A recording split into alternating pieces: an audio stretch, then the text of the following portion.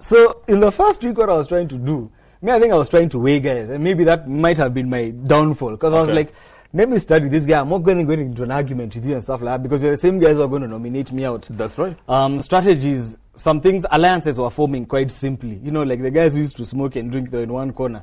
The other guys were, you know, in another corner and stuff like that. So it kind of forms, and you got to keep on changing it as the show, you know, as the show goes on. Absolutely. Yeah. Absolutely.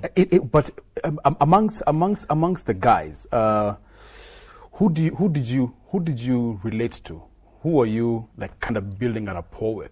The mad ones. I liked Hannington and Hannington, Uganda, and Phil from Uganda. Also Hannington, Phil, and Jacob. I'd say those East guys. Africans. Yeah, they were pretty cool guys. You know, it was very easy to cope with them, because it's like, if I was in a hang somewhere, in a party somewhere, the guys I would be, you know, easily blended and stuff like that. There was nothing to sort of pretend that the guys were being themselves. Absolutely. Other guys, I was like, it would be very hard to, you know, I'll say hi, but we want, you know, we're different kind of people. That's interesting, because apparently they're saying that Big Brother perhaps is innovative in terms of a new idea to bring Africa together, because the entire Africa is glued on their TV screens, you know, watching these guys who are representing their countries.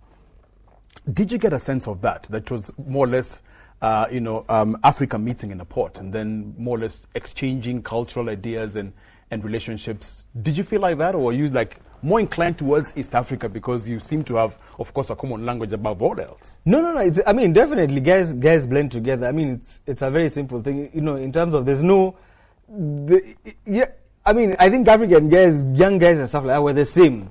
We're the same all over. It's just the degree of, you know, what you do and what you don't. So yeah, it's a good experience in terms of that. It's very different. Like the white guy, who talks Zulu, and things like that. You know, it's you know, I think we're the same in some way.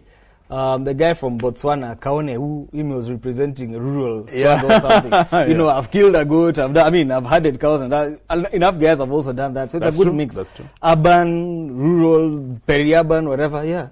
Absolutely. Was there at any one point that you felt that was there anything that was wrong? Anything that didn't look well thought of in terms of the whole setup? Was there anything that you felt perhaps could have been done better, either from the process or from the house in the way it was set up?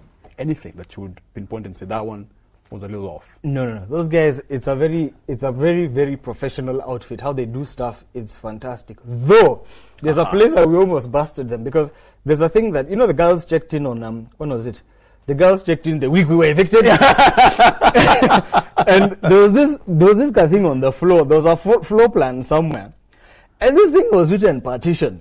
So we kept on asking each other, you guys, why is this thing written partition? Doesn't this split something into two? Then guys say, and then 5 minutes they're like, no, whatever. But they used it, because I saw something on the net, and they're like, the guys at home maybe know that the girls are going to check in, but you guys don't. So the thing is absolutely slick.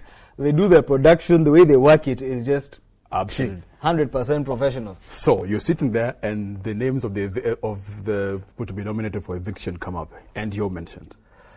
What was that like? Being evicted or names? Or names. Did you know that you're going to be evicted? No, because the first week, during the nominations, I survived nominations, but then Big Brother changed the rules that everybody is up for nominations. I think it was Hannington. Yes. So everyone was up for nominations. Tell the truth, I had too much confidence. I didn't think I was going to, even I didn't change. I was in shorts. So when the name was called out to Chuck, then I was like, what? we saw you surprised. In fact, actually, even I thought they were joking. I thought they'll call you back and say, you know, it's a trick. But what was the feeling like? I mean, in 1 week and out? No, it was, to tell the truth, I was disappointed. I can't say that. It's not one of those ones, but I saw it coming. It was disappointment, it was shock. I was like, you know, a bit embarrassed. I know what you mean. I was like, I remember I was joking with somebody at home, supposing I'm the first one called. Then you're like, I'm like, what? Because when I was walking out, and I was waiting for them to say, no, it's a fake one, just go back in. But it didn't happen. I was not seeing it coming at all.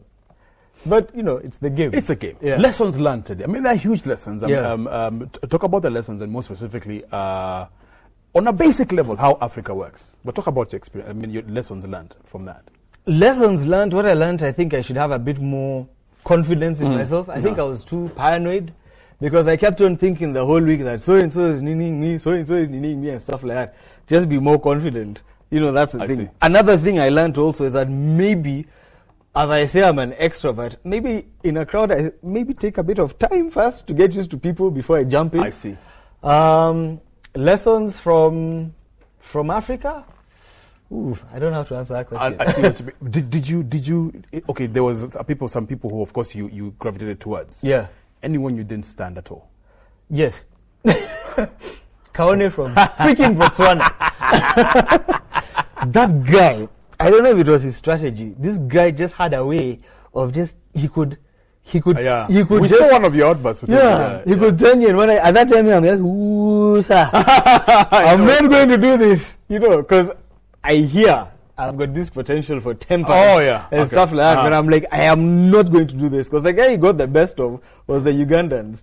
Remember, the Ugandans had drunk all the beer in the house, and the guy came, like, what's wrong with you Ugandan guys? Is it that there's no beer in your country? That you have to come all the way to South Africa to drink? And those guys went nuts. But then later on, you know, I think about it, I think maybe saying I can't stand him is a harsh thing. He was a very good strategist in whatever he did. And it became interesting much later. But Absolutely. If there's only guy, I was like, okay, this guy really, whatever, you know, twisted me a bit. I see what